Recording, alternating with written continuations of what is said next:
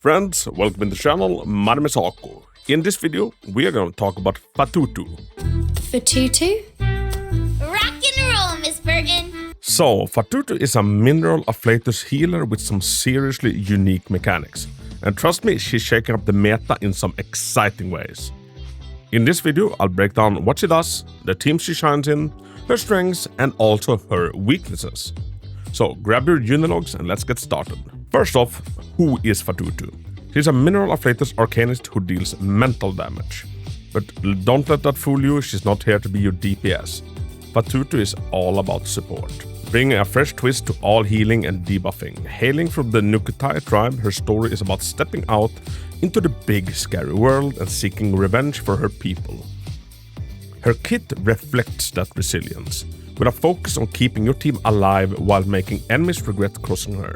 She debuts on the A Shell on the Waves banner, running from April 10 to April 24, 2025. So if you're watching this around release time, you still got a shot at pulling her. So what does she actually do? Let's talk about her kit, because this is where Fatutu gets wild. Her core mechanic revolves around something called spirit shells. These little stacks are the heart of her playstyle. They are her bread and butter, and they work differently depending on who's holding them.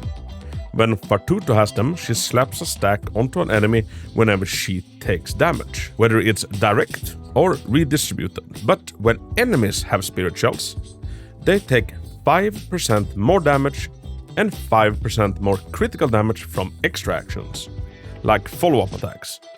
And here comes the kicker, these ones can stack. Every time an enemy with spirit shells gets hit, Fatutu retrieves one stack, triggering heals for your team based on her attack. 30% per stack retrieved to be exact. Oh, and she starts every battle with 8 of these bad boys, so she's ready to roll right out the gate. Rock and roll, Miss Vertin. Her basic skill, Unmendable Cracks, is a single target mental damage attack that applies 3 spirit shells to an enemy and cleanses 1 random debuff like stats down or control from all allies. Now, important to note here, it is random which debuffs get cleansed. It's solid utility packed into one move. Then there's her other incantation, Ocean in the Shell, which evenly redistributes HP across your team. Think of it like a health equalizer, and grants stacks of shared shells, shared fate. This buff spreads damage taken by one ally across everyone, making your team way tankier. Plus, it retrieves all spirit shells on field, triggering that sweet passive healing. And finally, her ultimate, Proverb of the Sea, is a single target nuke that deals 700% mental damage, dumps all her spirit shells onto the target, and applies Shell Beacon for 2 turns. Shell Beacon is clutch. It reapplies the same number of spirit shells every time she retrieves them, keeping the debuff train rolling. Add in her passive Seashell Necklace, which gives her a 20% chance to gain Moxie whenever applying spirit shells, and autocasts Unmendable Cracks after applying or retrieving 7 stacks inside 3. And you get a healer who constantly cycling her abilities. So where does Fatutu fit? She is tailor-made for follow-up attack teams, thanks to how spirit shells boost extra action damage. Pair her with DPS like Windsong, Jiunyangshi, or 37, and watch those follow-ups hit like a truck. Windsong's Star Afflatus pairs nicely with Fatutu's mineral typing, and her follow-up gets a huge boost from the extra crit damage. Jiunyangshi, another mineral powerhouse, loves the debuffs Fatutu stacks up, amplifying her already insane damage. And 37, with Fatutu support, her follow-up spam becomes downright oppressive. You can also slot her into a single target boss teams with units like Anjanala or Lilia, especially Euphoria upgraded Lilia, whose ultimate can turn into follow-up attack with the right setup. Add a buffer like Flutterpage for even more follow-up synergy, and you've got a squad that's tough to kill and hits very hard. For tougher content like Reveries in the Rain, try Fatutu with Lucy or even Kakanya for extra damage redistribution. Her ability to spread damage makes your team feel immortal. Now for one quirky option, you can pair up with Sammelwise. Ocean in the Shell counts as HP loss, which procs Sammelwise's kit while keeping your team topped off. It's niche, but it actually does work. Now, as for her strengths, Fatutu's strengths are off the charts. First, her healing output is nuts. Between spirit shell retrievals and Ocean in the Shell, she's pumping out constant passive heals without needing to spam ultimates unlike some other healers. Second, she's a follow-up queen. That 5% damage and crit damage boost per stack scales insanely with units that attack outside of their turn, making her a meta-defining support for the current follow-up trend. Third, her damage redistribution is a game changer for survivability. Sudden spikes will no longer wipe out your carry when the whole team is sharing the load. And let's not forget her cleansing. Removing debuffs from everyone at once is huge in high difficulty content. But I want to make this objective and fair, so let's also talk about some weaknesses. She is not perfect. Her biggest weakness, she is specialized. If you're not running a follow-up team, a lot of her kit, like the Spirit Shell damage buffs, they kinda go a little bit to waste. Generalist healer like Vila or Sotheby might outshine her in non-follow-up squads.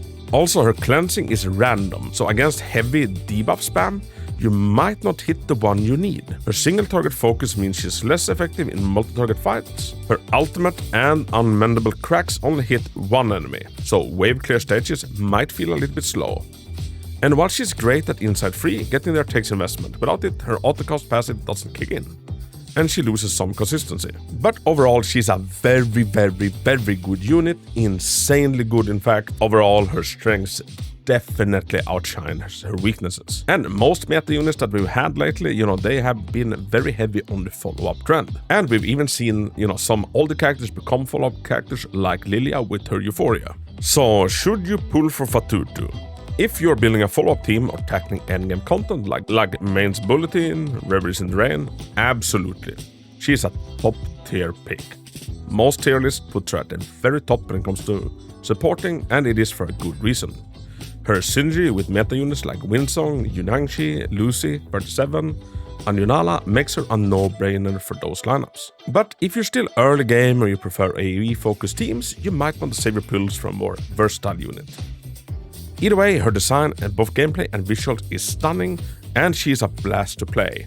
And she brings a very unique flair to the game. And before I let you all go, this would not be a complete guide if we didn't talk about the Psycubes. Picking the right Psycube for Fatutu can really make her shine, since her kit as a support-focused arcanist relies heavily on amplifying her healing and attack. And here's a breakdown of the best options, why they work, and some budget picks if you're still building your collection. Now for a very top one, Cracks in the Shell. This is a signature one. So this is Fatutu's go-to Psycube, and it is designed specifically for her playstyle. At +2 amplification, it boosts her attack by 8% for every Spirit Shell on the field, stacking up to a juicy 24% with 3 or more Spirit Shells. Since Fatutu is constantly applying and retrieving Spirit Shells with her skills, this bonus is almost always active. Why does it matter? Her healing scales with attack, so more attack means bigger, beefier heals, both from her passive and her active abilities. If you pull this alongside her, it's a dream setup, and this is, at release, her best one. But if you don't want to pick up her signature one, you don't have the resources, there are some good other options. Beyond Wonderland is an awesome alternative. It gives her a flat 12% healing bonus, which pumps up her already solid healing numbers. Fatutu's heals are percentage based, so retrieving Spirit Shells with this equipped makes each heal hit harder. It's a reliable, no-fuss option that works on any healer. Make it a great pick if you want consistency over flashiness. Now Fatutu's kit is strong enough that she'll perform well even without a premium Psycube. But investing in one of the top options will really let her shine as your team's backbone. On an ending note, let's also talk about Fatutu's portraits. First of all, is any of the portraits needed? The short answer is no. Fatutu doesn't need any portraits to perform her role effectively. Her healing is potent, her debuffs are impactful, and her synergy with follow-up teams is strong right out of the box. However, if you're tackling high difficult content, like Main's Bulletin or Reveries in the Rain, or just want to push her to her absolute limit, certain portraits can make a noticeable difference by improving her consistency and output. While Fatutu doesn't rely on portraits, 2 of them stand out as particularly valuable for enhancing her performance. And these are Portrait 2 and 3. So what Portrait 2 does, it lowers the number of Spirit Shells Fatutu needs to retrieve to trigger her follow-up attack. And why it's great is that her follow-up attacks are key. They retrieve Spirit Shells, boosting healing, and help apply debuffs. By reducing the retrieval threshold, Portrait 2 makes her more reliable, especially in follow-up attack teams where timing and consistency matters.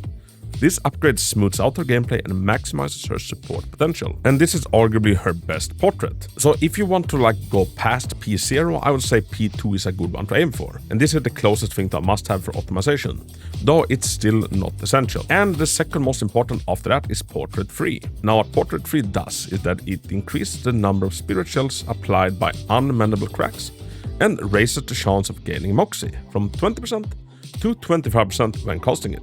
More spirit shells means more damage amplification for enemies and more healing when retrieved. The Moxie boost helps her ultimate come online faster, though the 5% increase is modest and RNG dependent. It is a solid upgrade for stacking debuffs and improving her long-term performance. It is a strong option, but not as immediately impactful as Portrait 2. It's more of a nice to have for squeezing out extra utility. So which one of these should you prioritize? I'd say stick with P0 Fatutu, she's already excellent, portraits are luxury, not a necessity in her case. So everybody, that is Fatutu in a nutshell, or should I say a seashell? Sorry, Ali. A healer with a vengeance, stacking shells and keeping your team alive while boosting your follow-ups to the moon. So let me know in the comments, are you pulling for her? And if so, what teams are you planning on running on her? I'd love to hear your thoughts. And me personally, I skipped Barcarola because I don't have Voyager, but I'm going for Fatutu. Depending on luck, I might just set her for a P0 Fatutu. If I get to super early, I might try and, push on to P2. But I know that we have so many exciting stuff coming up ahead. So we'll see. I'm a little bit on a budget. But if you enjoyed this breakdown, this guide, whatever we should call it, please feel super free to help me out with dropping a like, subscribing to the channel, and hit that bell notification for more reverse content. And until next time, timekeepers, stay safe. I'll see you in the storm, and before you go, have a big hug. Until next time, Hako out. Fatutu? Rock and roll, Miss Vertin.